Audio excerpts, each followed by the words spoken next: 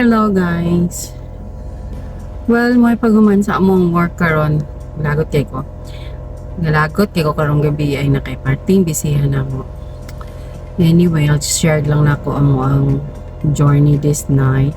3 PM ko na isa ka doktor nga pa-importante ba kana bitaw nangasaba siya kay wala i-acknowledge iyang order. Nag-refer ko niya actually ganina ni nahitabo.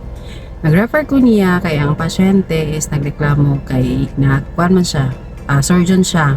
Tapos ihang GCTT gitubuhan niya ang kilid so sakitan siguro nawala na siya. O niya kay kaning pasyente nga watcher pati atata kay syempre no nagbalaka pa siya sa iyang pasyente. So ako si kung ma'am wala ko mahimong pabuta ni doktor. Kani siya nga doktor. Wala ni siya Viber, wala ni siya tanan, wala diri sa among hospital, wala signal so kailangan ni mo gawas niya. Ang amo ang cellphone is wala pang tawag. Gusto niya nga mangita ko pa maagi para makatawag ko niya, mo gasto ko para matawag niya. Dan gikuha niya akong pangalan. Iko okay lang ko ako ni-explain ko niya nga di ko magpaabot sa gawas nga usahay magpa-importante man ni dili man mo reply dayon malay ko ba na nga dili lang isa ka bukong pasyente burag 30 ka bukong pasyente nga atiman niya siya akong anon so may adto ko dito nagpa-ROD ko dito wala po gidawat sa ROD kay surgeon man so pangitaan ako pa maagi lagi aron matagaan og gamot ang pasyente para maalibyo ba unta.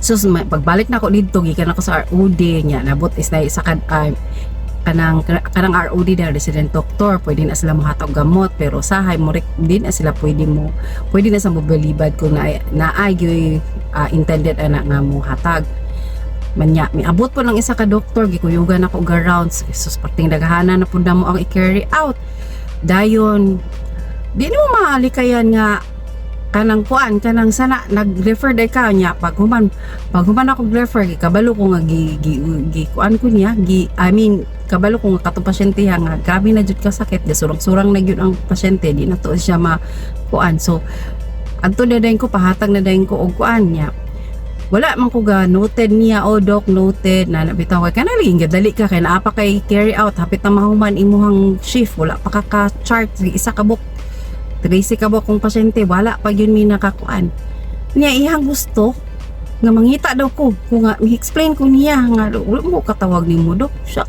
ngita ka din na kadagang anli hoy magpakaulaw ko sa ng mga nurses nga mga tao rin nga kinsay anli para tawagan siya ueng naunsa siya grabe ingon ana man puti bang gamayag sweldo kahilas ba nimo Dr. S. Oy burag ikaw ra may doktor karon nga kanang kabaloon sa social media kailangan po di mo mukuan oy kailangan po ka mo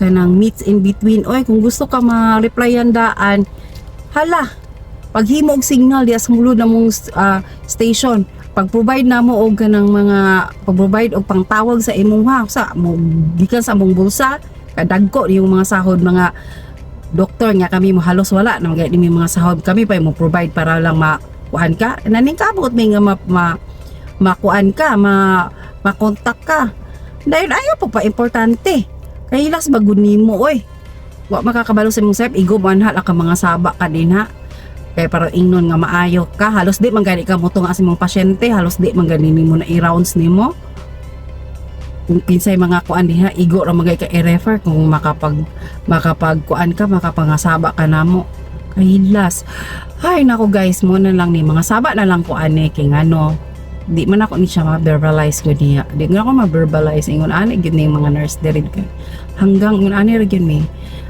ay salamat sa inyong pakinig ingon ani ni I'm Gigi Vlog from afternoon shift.